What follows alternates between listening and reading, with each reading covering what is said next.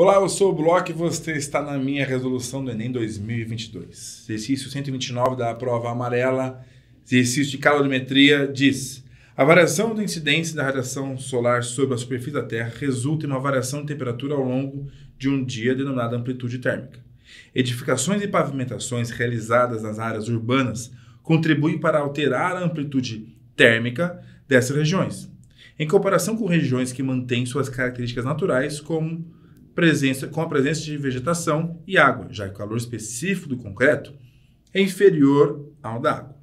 Assim, parte da avaliação do impacto ambiental que a presença do concreto proporciona às áreas urbanas consiste em considerar a substituição da área concretada por um mesmo volume de água e comparar as variações de temperatura devido à absorção da radiação solar nas duas situações, concretada e alagada.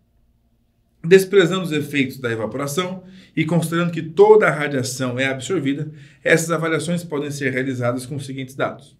Tem uma tabela em que ele fornece para a água, para o concreto, as suas densidades e o calor específico de cada um. A razão entre as variações de temperatura nas áreas concretada e alagada é mais próxima de quanto? Vai ser entregue a mesma quantidade de energia para duas áreas, alagada e concretada. A questão é qual vai aquecer mais do que isso, ele quer a razão entre as duas variações de temperatura. Então, eu estou calculando o calor quando eu estou na água, certo? E isso vai, lembrando que o calor, né? Ele é a massa, calor específico, vezes variação de temperatura. Então, a massa, espera lá, a massa ele não deu. Ele deu a densidade, ele falou que o volume é o mesmo. Eu lembro que densidade é massa sobre volume, então eu posso escrever que a massa é a densidade vezes volume. No lugar da massa, eu vou colocar a densidade vezes volume. Então, a densidade da água vezes o volume vezes o calor específico da água e a variação de temperatura da água. Da mesma maneira, para o concreto, eu tenho a densidade do concreto, o volume, que é o mesmo, o calor específico do concreto e a variação de temperatura do concreto.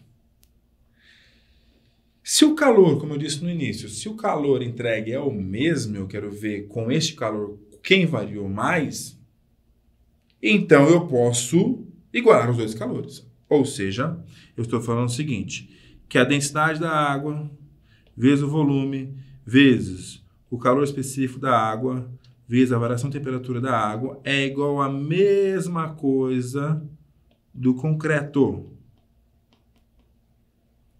Já que os volumes são iguais, eles podem ser cancelados. O resto é substituir os valores da tabela. Veja, a densidade da água é 1000. Como as duas unidades vão estar iguais, não preciso me preocupar com as unidades agora. Calor específico é 4,2.